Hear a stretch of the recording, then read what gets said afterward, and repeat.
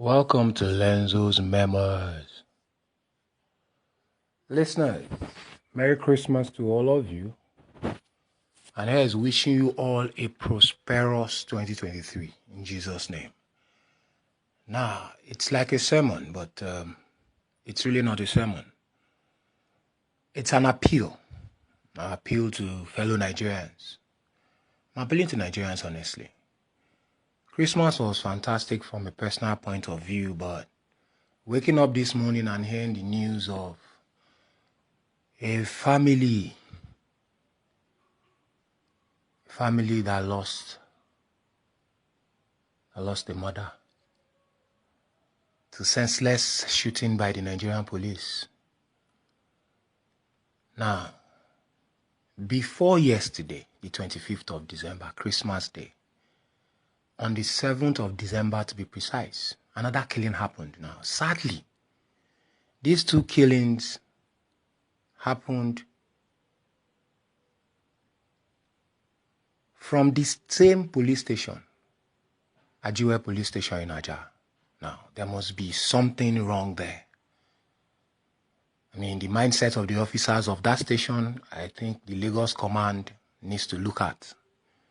Why are they trigger happy this December? Why are they causing pains to Nigerians? I mean, it's a whole life. But we cannot bring the dead back. I mean, that's the number one limitation we have as humans. But I think it's much better if we try and use these deaths as a stepping stone to organizing ourselves better. I am happy at the response of the Nigerian police force. Statements have come out by their spokesperson, and the police command to Lagos State Command has put out a statement letting us know that the families of these people have been contacted and all that. I'm now much happier because they have mentioned reviewing their standard operating procedure when it comes to this handling of their guns. But while they are doing that, I will want for them to find a way to, involve Naija youths, because they are the critical stakeholders in this, Naija youths. I read in the article about the police, wanting to discuss with stakeholders. That is why I am actually doing this podcast. To let plus the youths plus, whatever age group we are, we must understand that it's a collective effort. We must work together with the police to achieve it. But what I really want discussed, what I won't mind being discussed in this procedure is when and why or how should a policeman cock his gun? Because we are not talking of pistols. They carry AK-47s. I guess they have some other, kind of arms they carry, but the most common we see in Nigeria is AK-47s. Now, when you cock it, that means you are putting a bullet in a chamber. Now, what necessitates that action? Because initially when I read it this morning, I was like, it changed my mood entirely because I had such a fantastic Christmas on the streets. How did the policeman get there? How did they get there? In a densely populated environment like Aja? Why cock your gun? Now, this cocking of gun issue, you understand? There was this day, some time back, the police came to the neighborhood. Then one of my guys carrying dreads and, looking very fine. I was seated. Next thing, everybody just heard the policeman cock his gun. Normally, everybody became tensed. He now looks at my guy. They feared. I can't let him know, say, what am I afraid for? You're a policeman. Now, nothing happened. Nobody complained. Everybody laughed. But it is this cocking of this gun. Because you are loading a live bullet into the chamber. I keep complaining because I've traveled a lot. At times, you are just on the road. They just tell you, park. Why you say, officer? You just say, kaka. And I keep, why are you cocking the gun? Now, the rules of engagement has changed for the police since after NSAS, which it should really be that way, that once they are afraid for their lives, they can fire. But these instances that we are hearing of killings, what exactly is the issue? What are you trying to enforce? Because the December 7th was based on trying to, stop all these illegal sales of petrol. Must you now kill someone? Because, the very next judgment shouldn't be death. So why cock your gun? We need a lot of education. I know we do. And please, that is why I'm saying that when these stakeholders are getting together, they must involve the youth. I say this because I was actually in one situation some years back. And I thank God for the DPO then for really managing that at Langbasa police station. It was a lady, that woman was fantastic as a DPO. Had everywhere. She came out that night. And I'm telling this story so that the youth themselves should always understand so that we don't have this kind of issues again. One of my guys did something. I know the guy, still my friend. But way back, it was him and his own people, his own guys, his own closer friends. We were just on our way home. Next thing, we saw them, having interactions with police officers. And we kept on telling the guys there, me and my own other guys, guy, you guys calm down. They swamped these police officers and the police had to release a shot. Someone broke bottle really inside all that madness. The police packed the bottles. And these are the instances they talk about when you now make them afraid for their lives. When police want to do their job, please, because in that said instant, my guy wasn't on the right. Now, let them take him to the station so that they can sort the issue. His friends were saying no. All of them now surrounding the police, harassing them, pulling, Now, these are the situations that make them fear for their lives. Because I remember that evening, the police officers' buttons were torn. It was already degenerating into another thing. Thank God that the DPO then was driving past. She parked. Everybody calmed down. And she now moved everything to the station. And in fact, the only person that she arrested, that woman was just fantastic, was the culprit. But she was not even arresting the culprit per se. He was drunk. So she just told my guy that, look, you will sleep in cell. By tomorrow, you should get yourself. The guy was saying he wasn't drunk. She said, yes, you are not drunk. I know because my in-law went there. Then there's this lawyer friend of mine. I was even outside the station. Say, sleep when you wake up.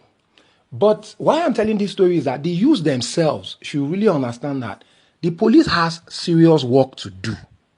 We must let them do it. And the police themselves should please understand that when you are not afraid for your life, don't bother cocking the gun.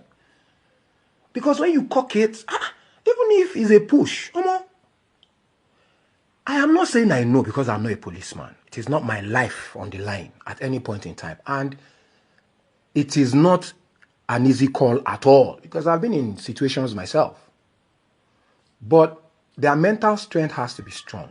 And I really think the police force needs to find a way, to check their mental state often enough. Those that are drinking, you see, on the streets we see this. See a drunk policeman and all these things. So, we are the ones they are protecting. I have said it on one of my podcasts, on my episodes, that Nigerians, we need to have a police tax that we pay for our own security. Because apart from even catching the criminals, they themselves need a lot of assistance, not just financial, but a lot of mental, debriefing. They see things we normal people don't see. But they themselves should know that to whom much is given, much is expected. Please. And all I can just beg for is calm. It's a problem all over the world. It's not a Nigerian thing. Of police either being, using too much force and all that, It's easy for those of us that are not in the business to really judge. Like, everybody sabi play football. But discussions can get us, get us to greater heights. Because, I mean, I guess if anybody agrees with me, that's where we want to be. But I keep saying we must discuss. But this parliament is just really that the police, based on what they have said, that they will look at their standard operating procedure, should please look at that cocking the gun in a safe environment. Some do it, as a means to, affirm their instructions. I understand. And people have more control over each other, but please, you really need to find what works. Because if there is no bullet in the chamber, it won't fire. So I think the critical thing is that first action of cocking that gun or removing the safety. They should please, while they are, changing their standard operating procedure, please help us look particularly into that, because they do it a lot. People that travel will tell you. On top of anything, and please, the police should also understand that while there are lots of evil people amongst us, we are not animals. I keep saying it because they must be trained on how to even approach. How to approach people. Because I keep saying it. The evil of the humanities in Langbasa, to the best of my knowledge, is still there doing business. And when people complain about some of these officers, it should go beyond lip service. It should go beyond lip service. Because, look, when everybody now gets onto the streets, we now start having mayhem. If you don't, and we're in a digital world where information travels very fast, we need to step up, all of us. Despite the darkness that has been cast on our Christmas by this incident, please, I pray God give all of us the strength to just move on from this. And please, let's use these deaths as a stepping stone to better things, whereby we and our police will be able to understand ourselves more. Please, it's an appeal for calm and for continued discussions on how we are going to get better, because we cannot simply do without the police. Oh, man, make the police stop to the yoke up. It's embarrassing now. When you ask last now, how will you be firing into a car that has a husband, a wife, and kids? What got you there? But you can't blame the whole police force for the sin of some. Please, you cannot. We did that mistake with NSAS. Yes, SAS officers were brutal, they were lawless, but it couldn't have been all. Some did it for love of country. It pains me so much. Look, some policemen in all police are useless, are upright. A policeman did not collect $200,000 now. He's still a policeman. So as much pain as we have, we should also remember, man, now it couldn't be, man. We just have to find a way to make it better. And I feel they should just involve these youths. Because now them get. I mean, if you look at the crime rates, it's within a certain age range. Now, this age range that you are pulling from this data, you should involve them in any planning for the future that we need to make. Please. I don't know how this meets you, whenever or whichever year you listen. But well, there was a dark spot on our Christmas in the year 2022, though. We should never forget. And should always use it, as a lesson of what should not happen. And man, government get paid. A lawyer for that matter. See how they end up. Man, to the glory of God, everything is. And I pray God give, the family and the families solace. Thank you.